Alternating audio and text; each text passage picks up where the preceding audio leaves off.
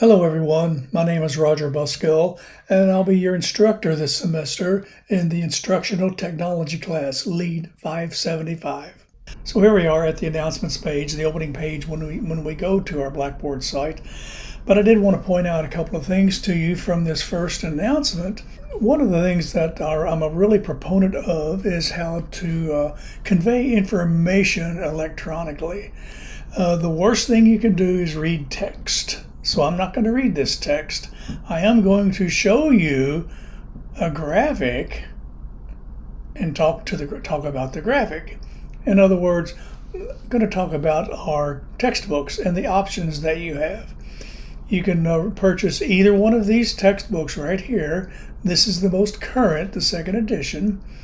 Either one of these textbooks, the E-Learning and Science of Instruction, this is the most current. But any of these are okay. So you do need to have the two textbooks though. So that's your first indication that this course is going to be a little bit different. So I want to talk next about the schedule because this is an 8-week class. What I do when I design a course, I'll design it as a full 16-week semester. With this particular class, that worked out to about 12 different lessons. And you'll see here is the schedule itself put together in an 8-week format. So what you'll find this first week, we're going to ease into things a little bit. So you're only doing lesson 1 in this first week. The rest of the weeks, we're going to be doing 2 sessions per week. In other words, the second week, we're going to be doing lesson 2 and 3. And there'll be reading to do and activities and assignments to do for that second week, but in lessons 2 and 3. The rest of the semester is laid out the same way. The third week, we'll do lessons 4 and 5, and so forth to the end of the semester. So that's how I've laid the semester out so far. One thing about the assignment due dates. All sessions are starting on a Monday. Like I said I wasn't going to read the text, but it looks like I am. But they're due on or before the following Sunday. So for example, on week 4, which starts on November 1st, all the assignments from lessons 6 and 7 are due on 11/7.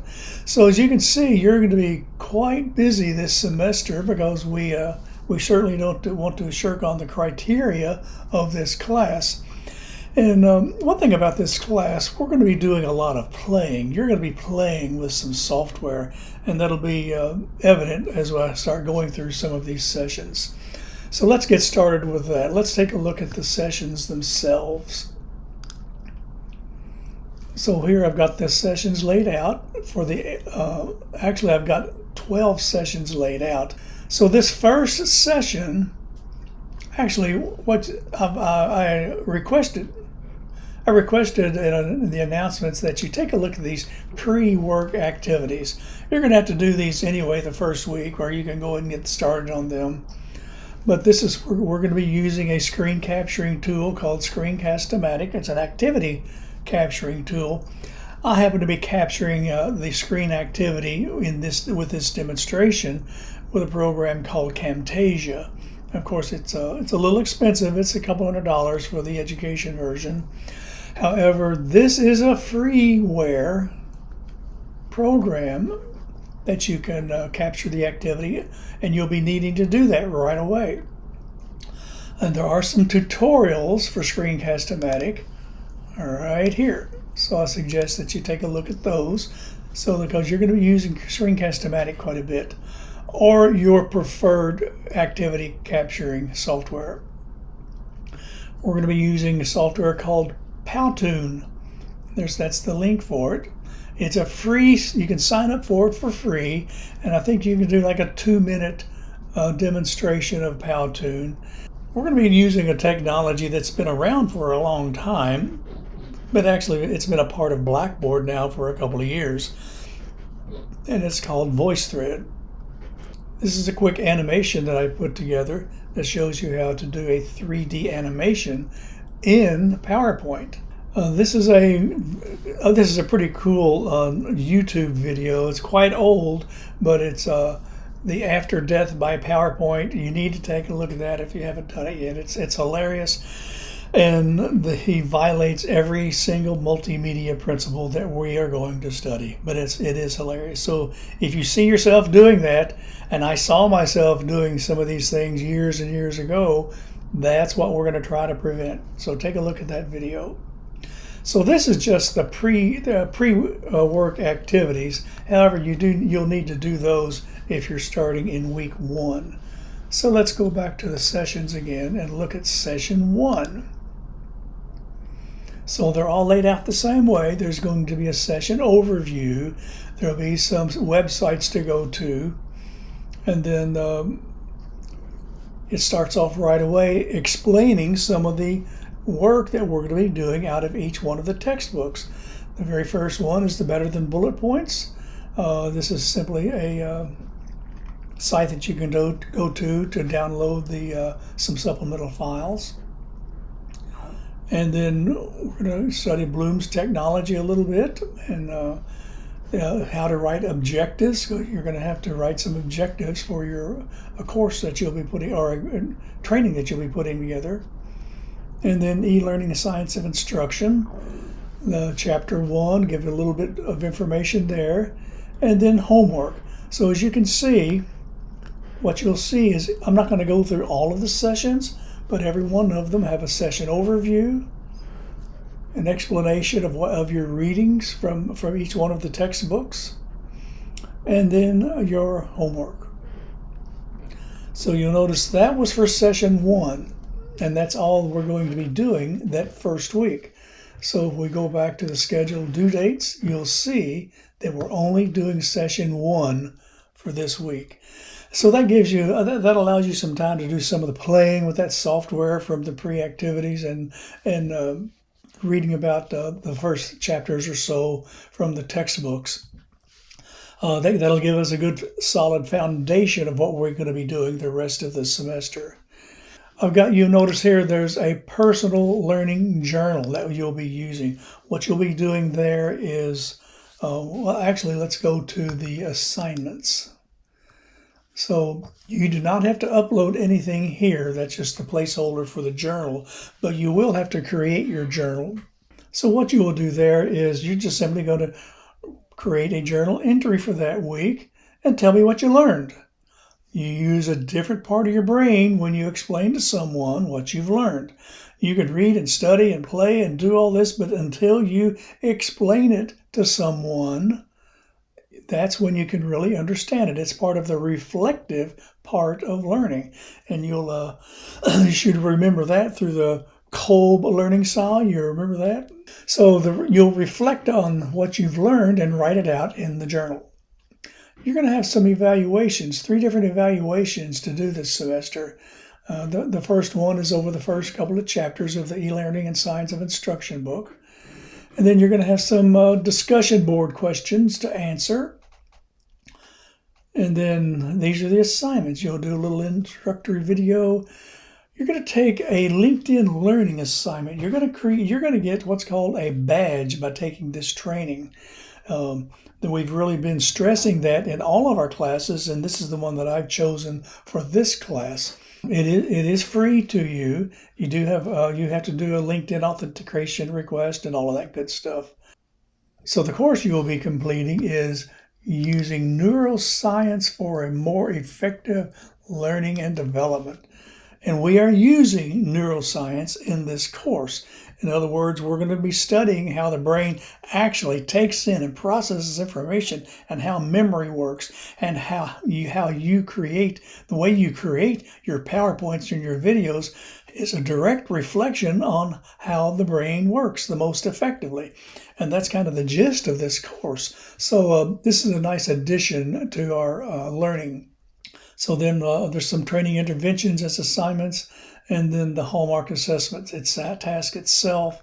We'll be putting together a little meme, if you will. It's simply a graphic that you add text to that changes the meaning of the graphic. Some of them I'm sure you've seen on the internet that are pretty cute. So the Hallmark assessment is a hat assignment that you have previously conducted, and you create a training video or online instruction with it.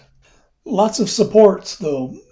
Here's our course videos. So for every assignment, there's a course video. There's an instructional video. This is a video that explains how to set up your personal learning journal. This is a video on a Powtoon demonstration. You're going to be using PowerPoint, and you're going to be bringing graphics into PowerPoint. A pet peeve of mine is to have that graphic skewed. Well, this is a way of avoiding that, how to crop and resize a picture using PowerPoint. In other words, you use the corner sizing handles. There's some information on using the appear animation for signaling. I know we haven't got into any of that yet, but this is one of the really basic things you'll need to understand how to do. And then, of course, I go through each one of the chapters, the e-learning and science and instruction, and then the cognitive theory explained, Better Than Bullet Points, Chapter 1, e-learning and science of instruction, Chapter 2, and so forth. You're going to be creating questions within PowerPoint. There's a video for that. Navigating with PowerPoint, how to set up a menu system in PowerPoint. There's a video for that. More information on the signaling principle, how to use master slides. You're going to be putting together a quick quiz. There's a multiple choice template for that.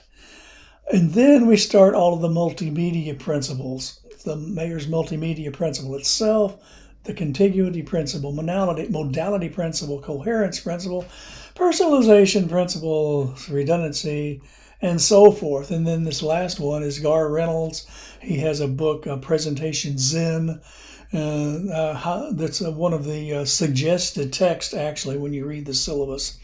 But it reviews his top 10 slide tips. He never does profess being using the research multi-principles, but they certainly fall in line.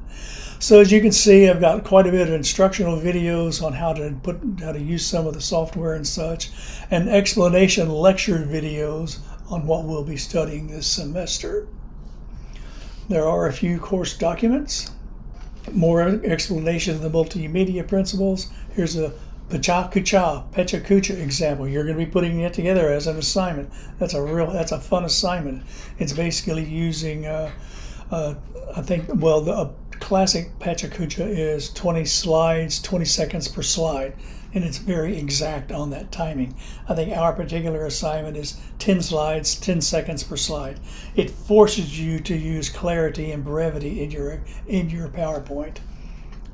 And then there's some other various templates and such for some of the activities. This is one on Slidomet. There's actually a discussion board entry for that. So the rest of these are simply support files. We've come to realize something called learning styles. It's been professed for years and years and years. It's its own industry now. And there is some valid things that we can learn from that. But using it as the basis for actual teaching, it's not that great.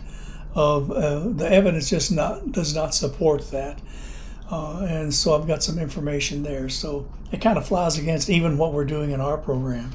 But basically, as far as the research is concerned, there's no appreciable difference in trying to teach to different learning styles.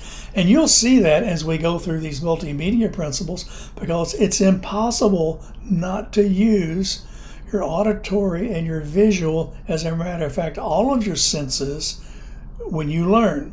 Many times we need to remove some of those senses that are distractors while we're learning. But we cover all of that in this training. So that's just about it in a nutshell. We will be using FolioTech. Have used FolioTech before for your HAT assignments, and that'll be nothing different in our case. This is the link on VoiceThread. I think I've got a VoiceThread there right now. It's a very simple, and it'll be explained in one of the lessons. And then these are your discussion boards. So I've got a Q&A discussion board. Whenever you complete your Powtoon, you put the link in this discussion board. And then discussion boards for Training Intervention 2. So this is where you'll actually upload Training Intervention 2 to this discussion board. And then the rest of these are classic discussion boards. There's the information about how to input to the discussion boards right here. Your discussion board entry, starting with the valid research, accounts for 2 points. You must reply to at least one other student's post, and that is 1 point. And then this is the personal learning journal that I talked about, and it is private. So I've got it. There's a video on how to create your personal journal, and that's the first assignment that you'll need to do. That at the end of that first week is create your personal journal learning entry, and tell me what you learned that week. So that's everything that I'd like to mention right now. Like I say, we are in an 8-week semester. It's going to be a very active 8 weeks. As you can see, we're going to be covering a lot of stuff, and it's all very important, especially when we get into studying the multimedia principles themselves. I have to read the book every semester just to refresh my memory. There's a lot to this stuff. I've tried to have some instructional videos on the important parts that kind of clarify that. But that's really the gist of the course. If you understand these multimedia principles, which really, when you look at these, they're just common sense, but they're actually research-based and proven to be true. So that's all for now. Go ahead and get started as soon as you can, especially on those pre-activities if you like, just to get a heads up, because as you can see, it's going to be a very busy semester.